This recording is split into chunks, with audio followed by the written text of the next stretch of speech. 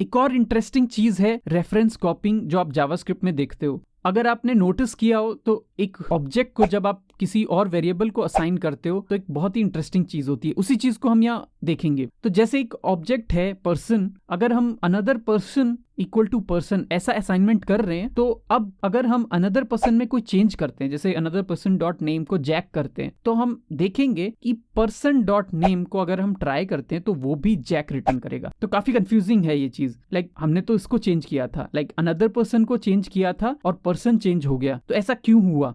तो इसको जानने के लिए थोड़ा सा डीप चलते हैं। सबसे पहले आपको देखना होगा कि पर्सन जो एक ऑब्जेक्ट है वो एक मेमोरी स्पेस में है। जब आप ऐसे कोई स्टेटमेंट लिखते हो जहां आप अनदर पर्सन को असाइन कर रहे हो सेम चीज पर्सन, तो आप अनदर पर्सन को एक नया मेमोरी नहीं दे रहे, आप उसी को पॉइंट कर रहे हो सेम मेमोरी ऑब्जेक्ट पे।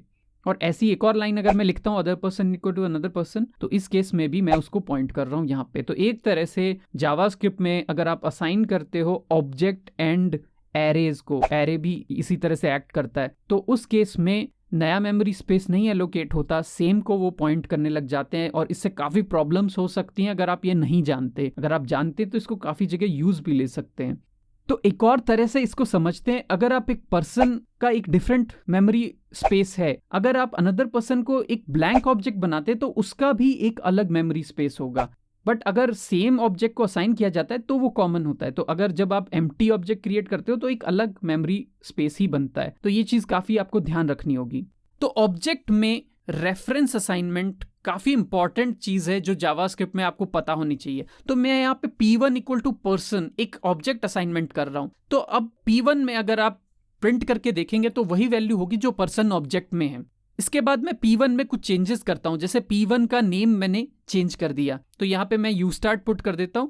तो अब ऑब्वियस सी बात है कि P1 का नेम चेंज हो जाएगा। हम पूरा P1 ऑब्जेक्ट प्रिंट करके देखते हैं, तो यहाँ पे आपको दिखेगा यूस्टार्ट वैल्यू आ गई। लेकिन हम पर्सन को भी प्रिंट करके देखते हैं जिसको शुरू में हमने यूज किया था, तो यहाँ पे इसका नेम भी चेंज हो गया। तो ये कैसे हुआ? एक और चेंज करके देखते हैं, पर्सन का एज चेंज कर देते हैं, तो वो 50 हमने एज कर दिया है। अब कंसोल लॉग में मैं पर्सन या P1 दोनों को प्रिंट करके देखता हूं, तो आप देखोगे दोनों का एज 50 हो गया। तो ये कैसे हो रहा है कि P1 में जो चेंज कर रहे हो पर्सन में, पर्सन से जो चेंज है वो P1 में जा रहा है? तो ये इस लाइन की वजह से हो रहा है। यहाँ आपने एक्चुअली में एक ऑब्जेक्ट को असाइन कर दिया है दूसरे ऑब्जेक्ट में, तो ये रेफरेंस असाइनमेंट है, यानी दोनों ऑब्जेक्ट एक ही मेमोरी वैल्यू को शेयर कर रहे हैं। तो ध्यान देना है कि जब भी कोई ऑब्जेक्ट है या एरे है जो जावास्क्रिप्ट में आप यूज कर रहे हो वो असाइन हो जाता है, तो दोनों सेम ही मेमोरी स्पेस को पॉइंट करते हैं। तो एक और एग्जांपल लेते हैं एरे के साथ। सिटीज एक एरे में डिक्लेयर कर रहा हूं जिसमें दिल्ली, मुंबई कुछ सिटीज हैं, और मेट्रोज एक और वेरिएबल हम सिटीज से ही बनाते हैं। तो सिटीज को असाइन कर दिया है मेट्रोज में। तो अब आप मेट्रोज में पॉप फंक्शन लगाते हैं, उसमें आप एक्सपेक्ट करते हैं कि लास्ट से मुंबई हट जाएगा क्योंकि मेट्रोज ने सिटीज से वैल्यू ली थी। लेकिन अगर आप देखोगे तो सिटीज से भी वो चीज हट गया है। तो इवन मेट्रोज में आपने पॉप लगाया था पर सिटीज में भी एक तरह से पॉप लग गया। तो यहाँ पे भी मेट्रो सिटीज एक ही रेफरेंस हैं, वो एक ही मेमोरी स्पेस को पॉइंट कर रहे हैं। तो ये कॉन्सेप्ट कई बार लोग गड़बड़ कर जाते हैं और ये चीज नहीं मालूम हो तो बहुत तरह के एरर्स होते हैं। एक कॉम्प्लेक्स सिचुएशन लेते हैं जहां पे इस एरर को फाइंड करना थोड़ा सा मुश्किल है। सपोज आपने किसी कोड में एक एरे बनाया है, सपोज इस एरे का नाम है ग्रुप। इस ग्रुप एरे में आप दो ऑब्जेक्ट पुश कर देते हो, तो एक ऑब्जेक्ट है P1 और एक है पर्सन।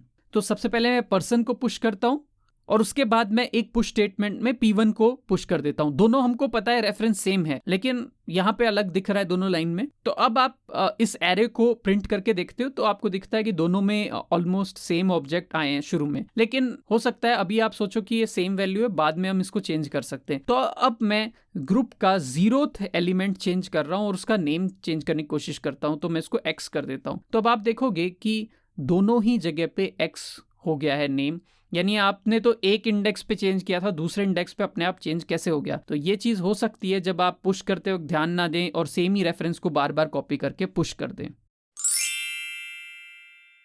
तो इस चैनल पे हम देखते हैं इंटरेस्टिंग कोड कॉन्सेप्ट्स और उनके एग्जाम्पल कोड्स। अगर आप और ऐसे वीडियो देखना चाहते हैं तो सब्सक्राइब कीजिए